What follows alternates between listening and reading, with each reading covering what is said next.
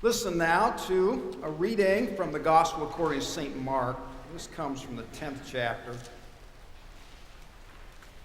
beginning at the 13th verse.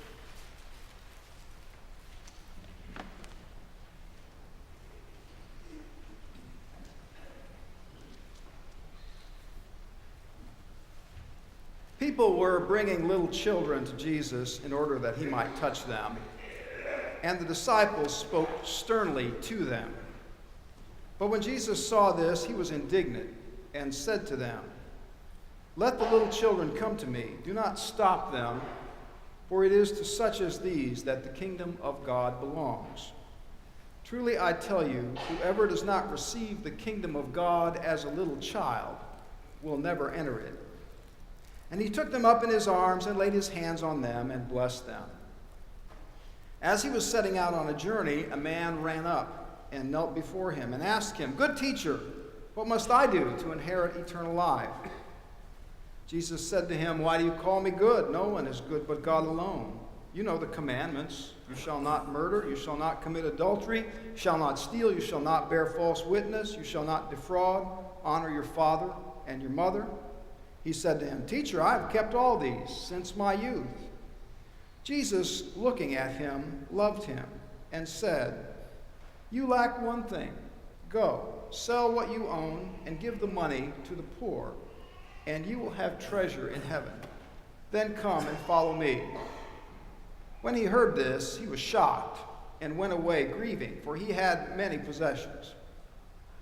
Then Jesus looked around and said to his disciples, "How hard it will be for those who have wealth to enter the kingdom of God." And the disciples were perplexed at these words, but Jesus said to them again, "Children, how hard it is to enter the kingdom of God. It is easier for a camel to go through the eye of a needle than for someone who is rich to enter the kingdom of God." They were astounded and said to one another, "Well then, who can be saved?" Jesus looked at them and said, "For mortals it is impossible, but not for God. For God all things are possible." Peter began to say to him, "Look, we have left everything and followed you." And Jesus said, "Truly I tell you, there is no one who has left house or brother or sister or mother or father or children or fields for my sake and for the sake of the good news, who will not receive 100-fold now in this age, houses, brothers, sisters, mothers, children, and fields, with persecutions, and in the age to come, eternal life. But many who are first will be last, and the last will be first." The grass withers and the flower fades, but the word of God shall stand forever. This is the word of the Lord. Thanks be to God. Let us pray. Grant, O Lord, that we might be the masters of ourselves to become the servants of others. Take our minds and think through them. Take our lips and speak through them. Take our hearts and set them on fire for thee. Amen. Well, today starts a new sermon series for the fall, which we are calling Faith Jesus Noticed. And what we've got in mind is pretty simple. Over the next few weeks, what we want to do is think with you about some of the many times in the Gospels where Jesus takes a minute to comment on some aspect of faithfulness or some goodness of spirit that he observes in some person or people that he comes across. Some dimension of faith that impressed him enough, either in a good way or on a couple occasions we'll talk about faith that impressed him negatively, enough so that he felt the need to point it out to his disciples.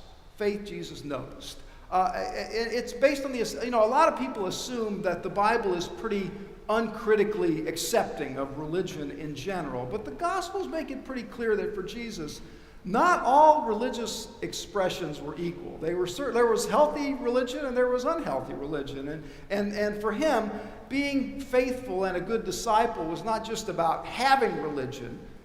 The quality of it mattered. It wasn't just that you had some quantity or you could use religious language or practice rituals or whatever it might be. The quality of it mattered.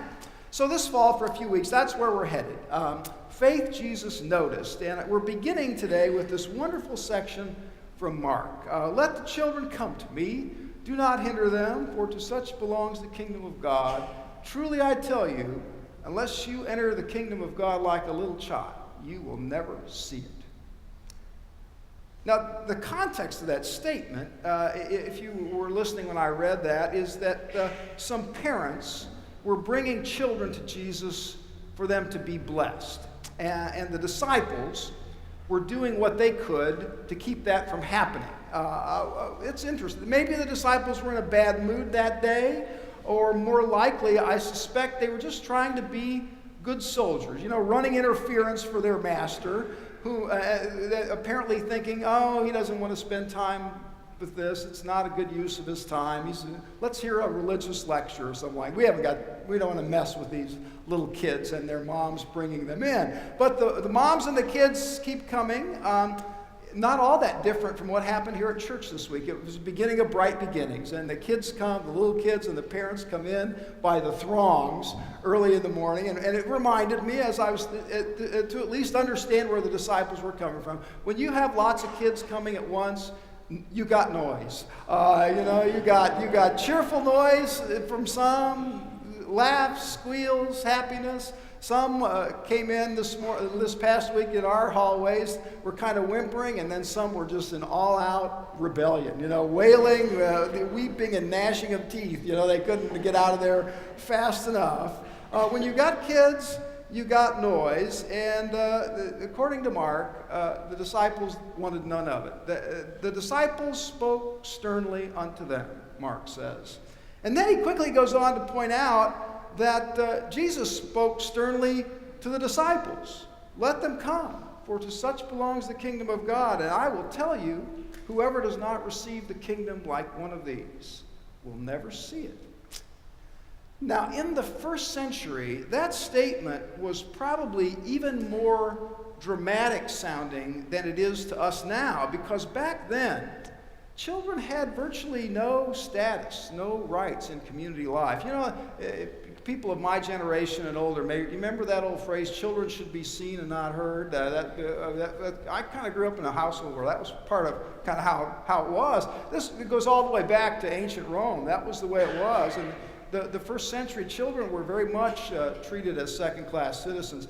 We don't do that. I mean, we value our kids, and we even dote on them, in a lot of ways, and like no generation in the past ever has. I was worrying about Kathy and Gary Pritz down in Miami, and this past week, among the things I kept doing was going to the Miami Herald newspaper to see, how it was going down there. And I got distracted at one point. I went to the sports page, and they had an article on youth club sports. They were having a big event in Miami that got canceled because of the hurricane, a big youth sports event, club sports. Are you familiar with youth club sports? I only vaguely know about it.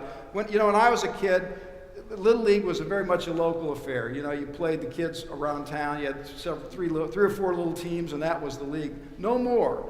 For kids as young as 7 now, there are these club sports that have a season that's like 30 weeks long, and they travel hundreds of miles on a weekend. And this was the regional club sports championship for 7- and 8-year-old baseball. It's going to be down in Miami. People coming. They interviewed this family from Tennessee. They were planning to make their trip down to Miami. They said they had played a 30-week season, and they spent over $15,000, 12,000 extra miles on their car, taking their 7-year-old hundreds of miles away on the weekend, staying in hotels. They say, well, we have to. If you want your kid to play high school baseball, they got to start with this high competition. And they got to start, at 7 years old, they got to be competing, not just with a kid around the corner, but a kid down over in Indianapolis. They got to drive to Indianapolis and play the kids there, because otherwise they won't get in high school. They don't get in high school, they won't get to college. They don't get to college, they won't be pros. We dote on our kids now. I mean, $15,000 Little League, but not back then. Not back then. Children seen and not heard. And so Jesus' words would have been really an amazing counterpoint to the common attitude of the day that the disciples were reflecting. The children matter. They matter. They are intrinsically valuable in God's sight. To them belongs the kingdom of God. And more than a few Bible scholars, incidentally, think that's one of the main reasons that Mark included this passage with so much detail. He wanted to highlight, scholars think, to the early church that children and others who were looked down upon by the Roman culture of the day, poor people, foreigners, strangers, immigrants, because of Jesus' attitude toward these low, forgotten ones, the kids and the orphans and the widows and the immigrants, the church has a special obligation to dignify those people and lift them up and give them a voice. And scholars also note that it's no surprise that there were these dimensions of personality in children that Jesus just liked. Justin alludes to that. They're trustworthy, their ability to trust, their capacity to assume that they'll be cared for, their playfulness, their curiosity. There's an innate spiritual healthiness in those childlike attitudes that Jesus found appealing and that most of us, I think, can readily appreciate. Do you remember that book that came out a few years ago, Children's Letters to God? Somebody gave me a copy when it first came out. It's gone through many printings, and eventually this book, Children's Letters to God, on the New York Times bestseller list, and it was made into an off-Broadway musical, ran for many months. The whole thing, just a collection of actual letters from first graders, things they would most like to tell or to ask God. Dear God, did you mean for the giraffe to look like that, or was that an accident? Love, Cassie. Dear God, thank you for my new baby brother, but what I asked for was a puppy. Your friend, Dan. Dear God, instead of letting people die and having to keep making new ones, maybe you could just keep the ones you already have. Love, Laney. Dear God, maybe Cain and Abel wouldn't kill each other so much if they each had their own rooms. It works for me and my brother, John. There's an honesty to kids I think Jesus found lovely. There's a spiritual health in being that transparent before God and in trusting in the way that children trust. And that plays, I think, very much into his words to the disciple. Don't get in their way. The kingdom of God belongs to people exactly like them, and unless you become like them, you'll not see the kingdom either. That's the opening salvo of the story. And then, interesting to me, is that right on the heels of this exchange about the importance of being like a child, small, humble, trusting, right on the heels of that, a new character comes into this mix. And it's, to me, I don't think it's an accident that right after Jesus' word about becoming childlike and humble and small, we hear a story about a man who needs to learn about all that stuff really badly. In fact, when he shows up, he is the opposite of all those things. He is not small. He is not humble. He is a big shot in all of our usual way of thinking about things. So he's wealthy and he's powerful and he's politically connected. He's known to history as the rich young ruler. He comes on the scene immediately. The last child gets the blessing and is pushed off the lap. Go play now. And who screeches up? I think picture him coming in this shiny chariot with mag wheels and the radio blaring and sunglasses. He screeches up, the opposite of smallness. He's the big shot. And he comes, though he's successful, we know from the opening sentence that he is spiritually not arrived. He is adrift. Good teacher, what must I do to have eternal life? And maybe parenthetically, you may know well that when Jesus talked about eternal life, he meant something that was more comprehensive than just what happens to you after you die.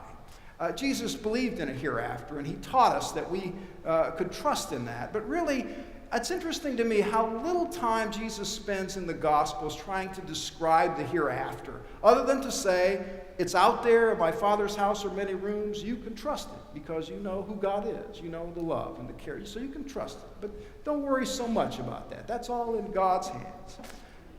What must I do to have eternal life? That's the question. And Jesus' answer makes it clear that he's going to respond not just in terms of the hereafter, but in how to have a life with a dimension of the eternal in the present moment.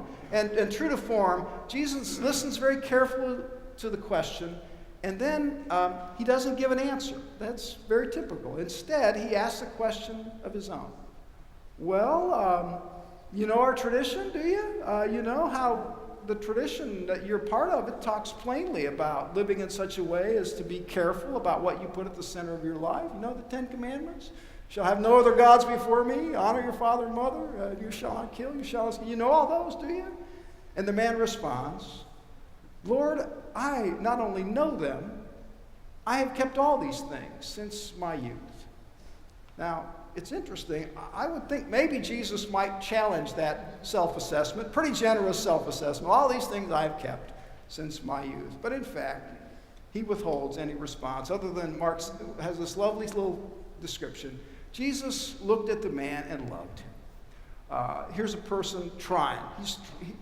He's a success in all the material ways, and of course, by his own self-assessment, he thinks he's doing all he can religiously too. Jesus looked at him and loved him, and then responded, well, you're nearly there.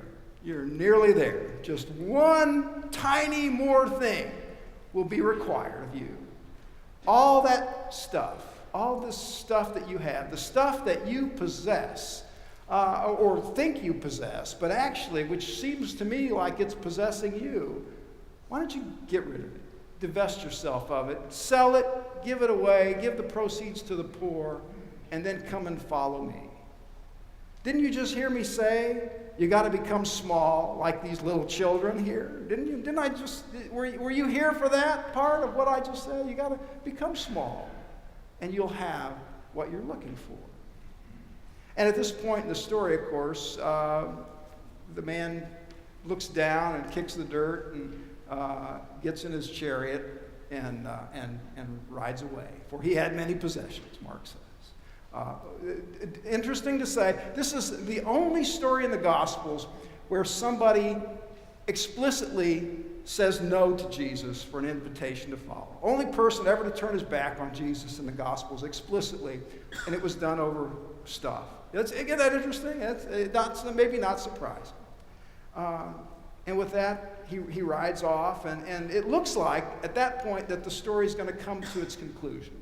Jesus turns to the disciples and he says, see how hard it is to get these rich guys, these big shots who are enamored with power and possession and comfort, to get those guys into heaven.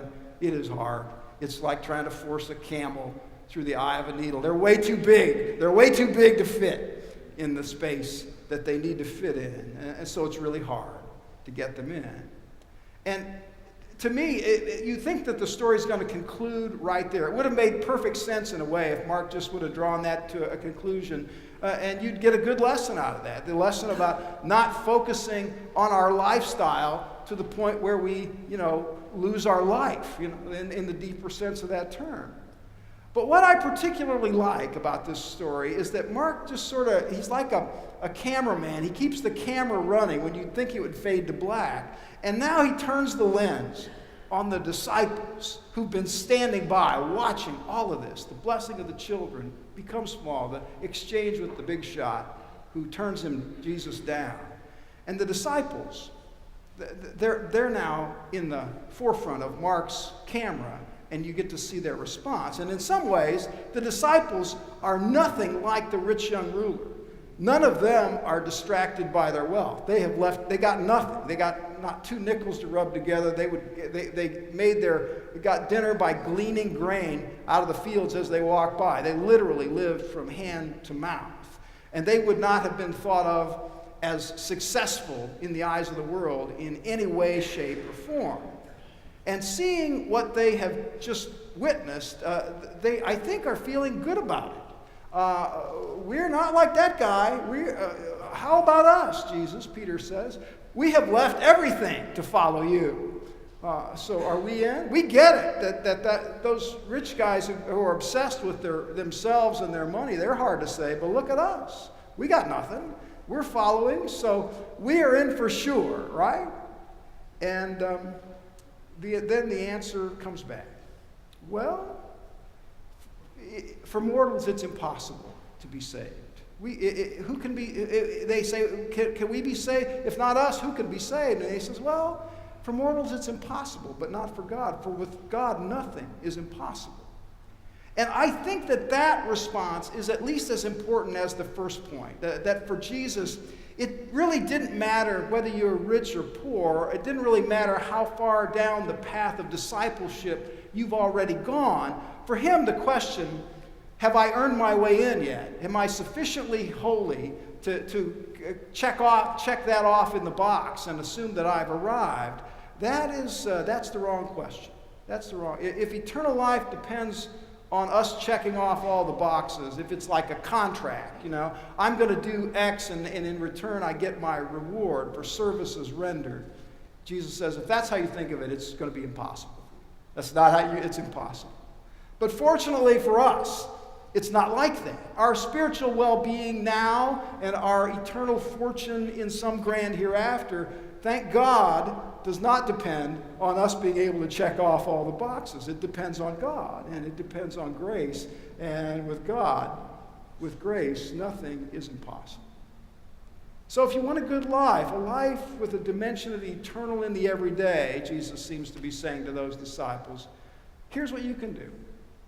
You can empty yourself of whatever it is that is cluttering up your life and taking your attention away from what really matters, and from the moment, and recognize that your life is steeped in grace. It's all a gift, and it's all held in the loving hands of God, and you can make your response accordingly.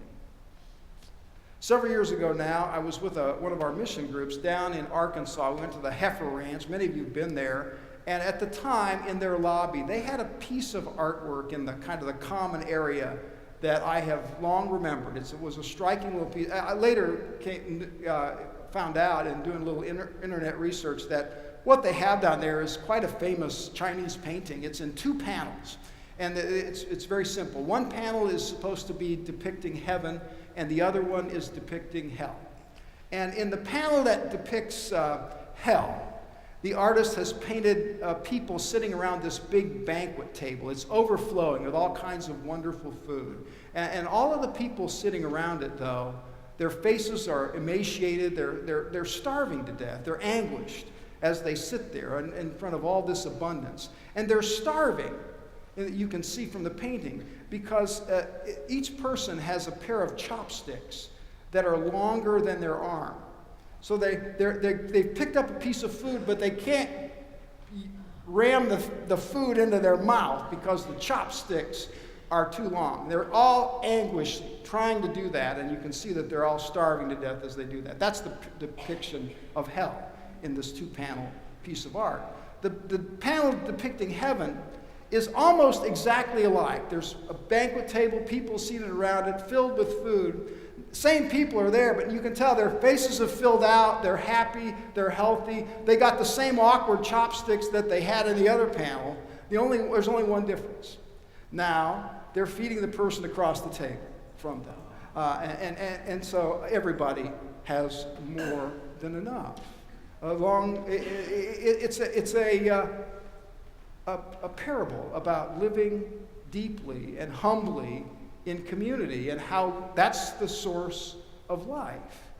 When our posture is, like the rich young ruler, what's mine is mine and I'll keep it, me first, the whole community starves and we find ourselves impoverished. But when our lens is that of a child, seeing those around us, engaging in a risk-taking that's appropriate and trusting that we'll have enough, there is a harmony that you can't get any other way. There is a story from the early days of the church about a man named Martin of Tours. I don't know if you ever heard the story or not. It circulated for most of the 2nd and 3rd centuries. It was told often at worship services. Became part of the folklore of the church. Martin of Tours was a Roman soldier and a Christian. And the legend is that one day Martin of Tours was coming back from battle, back into Rome. And on the outskirts of town, there was a beggar along the side of the road who reached out and called to him and begged him for some money. Well, Martin didn't have any money, but he did have one of these great, huge woolen Roman soldier's cloak, like you see in Shakespearean plays. He had this big woolen cloak. It was old and it was tattered and it had kind of blood-stained from battle. It had cuts in it, but it was his one possession, this big, heavy woolen cloak. And in response to the beggar's plea, St. Martin of Tours took that cloak off his own body. He tore it in half, and he wrapped half of that soldier's cloak around the shivering beggar, the side of the road, and he went on his way to home. That night, Martin went to sleep, and he had a dream. And in his dream, he saw a vision of heaven, a vision of life eternal. And in that vision, there were angels as far as you could see in every direction at a great gathering. And right in the middle of all those angels was Jesus. And when Martin focused on Jesus, he noticed there was something strange. What was he wearing? And it turns out he was wearing half of a Roman soldier's cloak.